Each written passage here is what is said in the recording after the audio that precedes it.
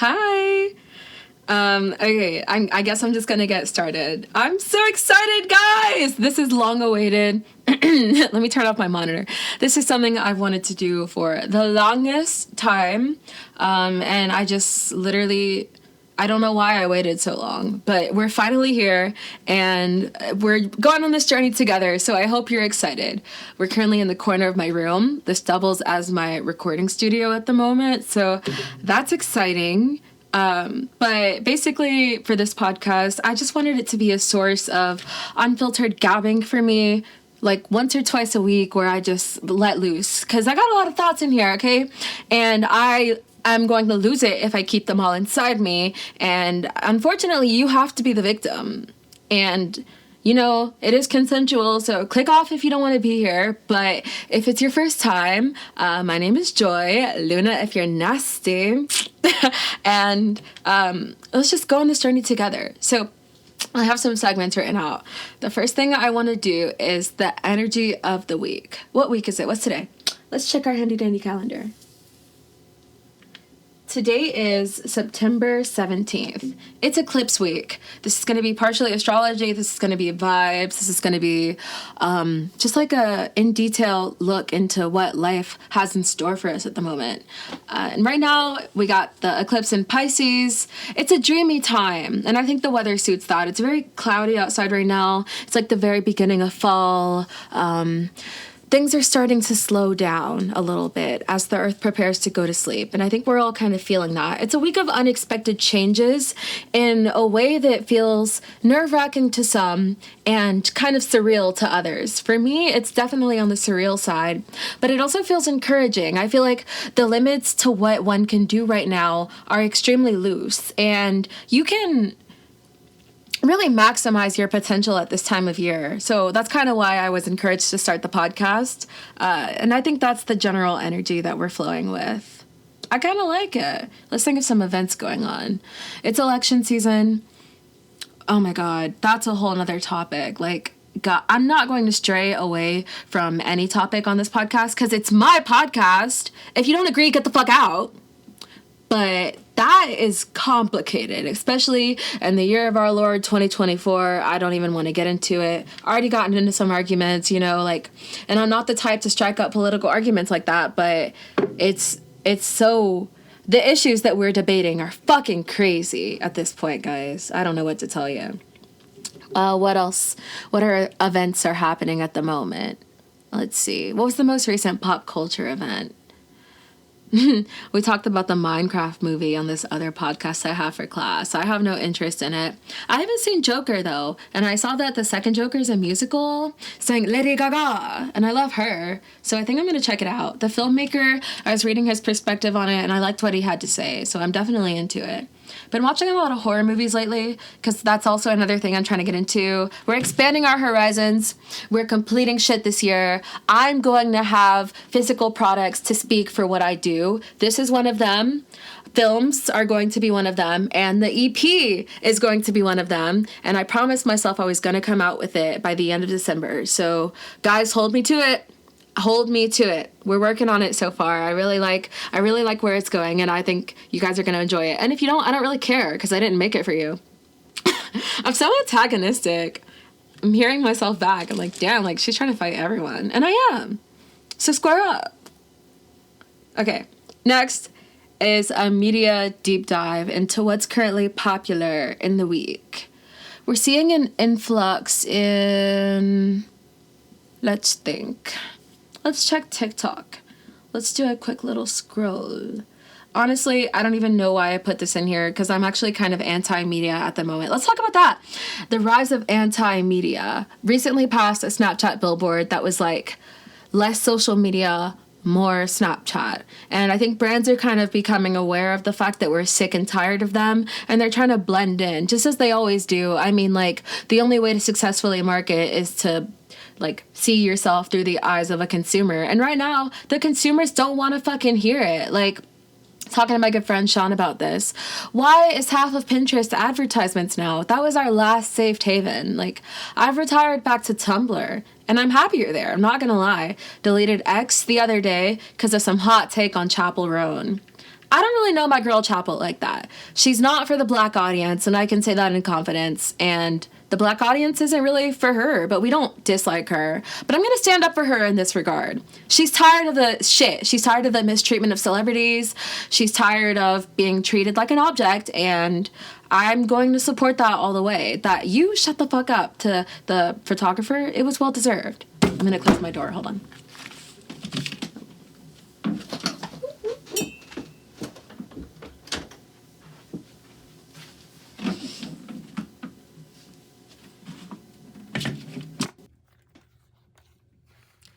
Not that I care if anyone hears this, because I'm literally uploading it to the internet, so everyone will hear it.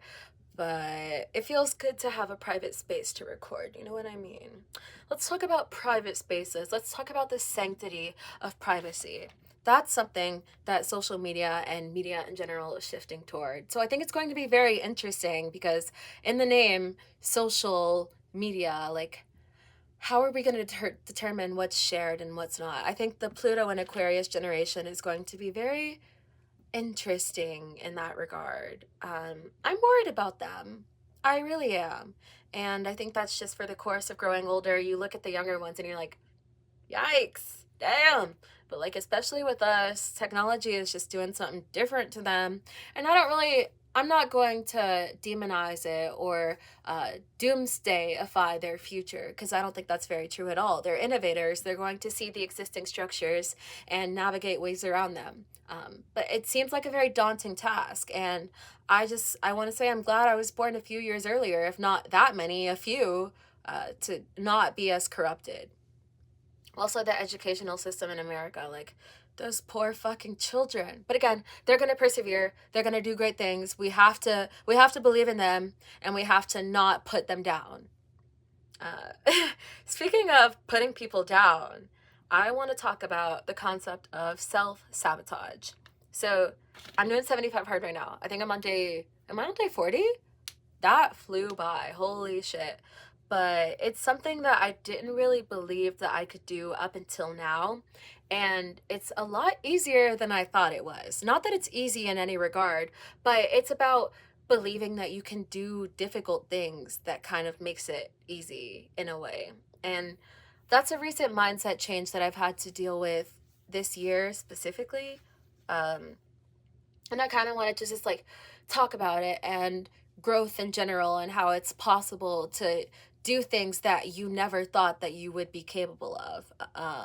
Like YOLO, not to sound very stereotypical. Guys, I'm a Sagittarius rising, so every single thing I say is going to sound like a philosophical lesson, unfortunately. But, like, it's really just about believing that you can do it. And I'm trying not to get frustrated with those around me who are obsessed with self-sabotage and kind of shooting themselves in the foot with failure because of the external circumstances in which they were brought up, or just like how the world has treated them up to this point. And it's hard because you can't really fully put yourself in anyone's shoes ever, but you can try your best. And in a lot of situations I'm like, okay, but just like be better, like just do it. And that's hard for some people. So I have to have a bit more patience in that regard, I'm discovering. But also, like, I don't know. I think I'm tightening my circle to those who are committed to growth, and those who are not can simply remain where they are, but I refuse to remain there with them, is how I feel about it.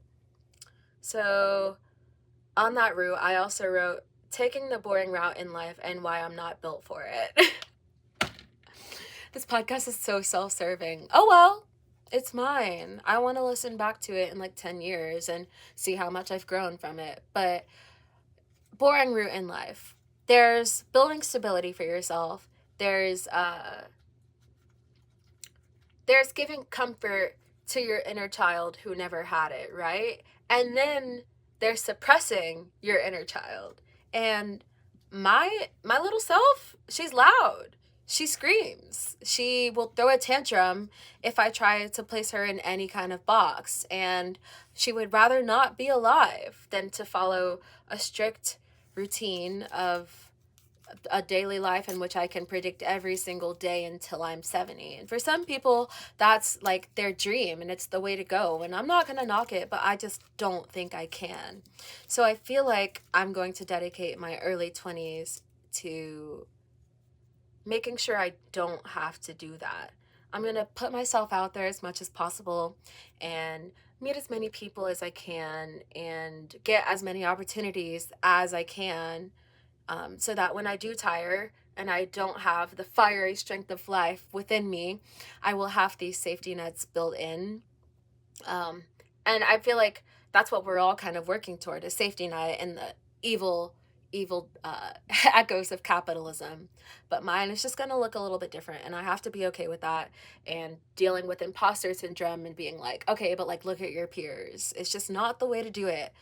It's about not comparing yourself to others in the end. And I really need to start doing that, which ties us back to not being on social media that fucking much. Also, dating apps. You're not meant to shop for humans like that. And of course that's a popular take, but I feel like those are out. Like those are just big gone. Like bring back clubs, bring back social groups, bring back third places. That's what our generation is starving for. And I feel like we're kind of getting back into it. I love the disposable camera trend. Like I think next step should be Walkmans and all that shit. And also traditional media. I wore this shirt today with a purpose. Hot girls read books because we do. And I think every hot girl should pick up a book and make it her next best thing, like a comfort water bottle, because it's so much fun. And the social reward from it is kind of big. I mean, you should do it for your own gratification, but people see you reading and they love that shit. They eat it up. It makes you attractive. So I say do it. Um, so, okay, my last topic, the realities of being a cat mom. There's a lot. I feel like it has forced me to mature a lot within the past. How long have I even had them? Like 4 months. The growth from who I was before I owned little Patinkin and little Wink is honestly astronomical and more than I ever could have expected. I feel like my gray hairs are already on their way.